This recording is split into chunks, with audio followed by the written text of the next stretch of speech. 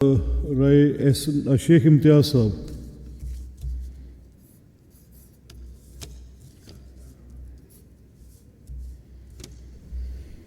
بسم اللہ الرحمن الرحیم. شکریہ اسپیکر صاحب. کافی دنوں سے یہ گندم پہ بحث ہو رہی ہے. شاید یہ پورا ایوان مل کے کسان کے لیے کچھ نہیں کر سکا، لیکن مجھے ایک بات ضرور سمجھ آ گئی ہے، اور جو سب کو میرا خیال سمجھ جانی چاہیے کہ آج تک پاکستان $110 ارب کا مقروض کیسے ہوا. ابھی میں ریسنٹ کی بات بتاتا ہوں. IMF سے 3 بلین کی ڈیل کی گئی. 1 بلین PDM-1 لے گی، 1.1 بلین نگران حکومت لے گی، اور 1.1 ہی تقریباً جو ہے وہ PDM-2 حکومت جو ہے وہ لے گی.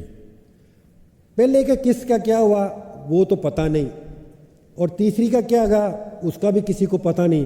لیکن جو بیچ والی ہے یہ ایک اتفاقیہ کام ہوتا ہے کہ جتنا ہمیں قرضہ ملتا ہے اتنا ہی ہم یوکرائن اور دوسرے ملکوں سے گندم امپورٹ کر کے اپنے گوداموں میں رکھ لیتے ہیں.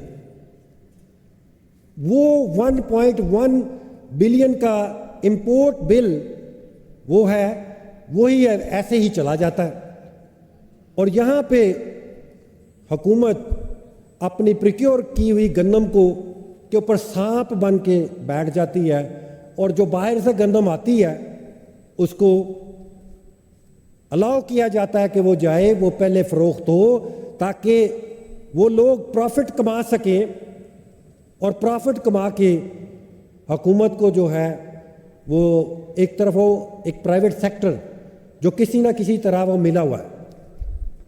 اور ہمیشہ سے یہ ہوتا ہے. یہ ایک ٹیکہ پاکستان کو 1.1 ارب کا لگ گیا ہے، لیکن اس کے ساتھ ساتھ اگلے ٹیکے کی بھی تیاری ہے سر، کیونکہ اگلی دفعہ کیا ہوگا کہ ظاہر ہے بیچارہ کسان اب وہ اس کے پاس پیسہ نہیں ہے کہ وہ اگلی گندم یا اگلی جو فصل ہے وہ بیچ سکے.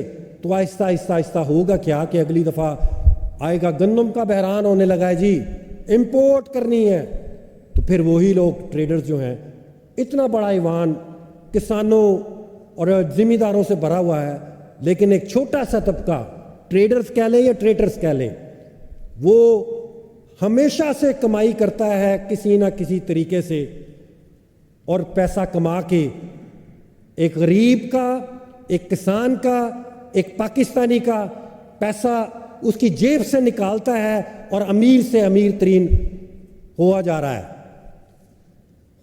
وزیر خوراک صاحب نے کہا کہ آئیں ہم آپ کے چیمبر میں آ جاتے ہیں، ہمیں حل بتائیں. حل میں بتاتا ہوں سر، آپ کو چیمبر میں آنے کی ضرورت نہیں ہے، یہیں پہ بتاتا ہوں.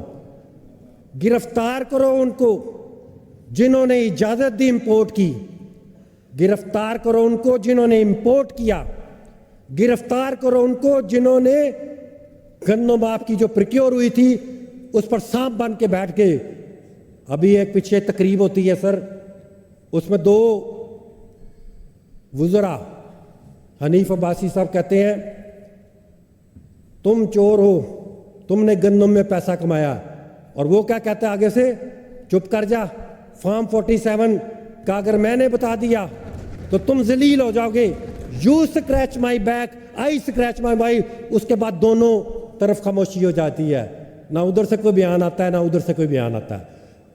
اگر آپ نہیں کر سکتے گرفتار ان لوگوں کو، کیونکہ وہ بہت طاقتور لوگ ہیں جو ہمیشہ لوٹتے ہیں، ان کے پاس جہاز ہیں، ان سے آپ جا کے پیسے مانگ کے آپ اپنا الیکشن بھی لڑتے ہیں. اگر آپ یہ سب کچھ نہیں کر سکتے تو آخری حل میں آپ کو بتا دیتا ہوں کہ کھولو اڈیالہ جیل کا دروازہ، نکالو قیدی نمبر 804 کو، وہ آئے گا اور پھر آپ کو بتائے گا، ان سب کو جیلوں میں ڈالے گا. پاکستان زندہ باد.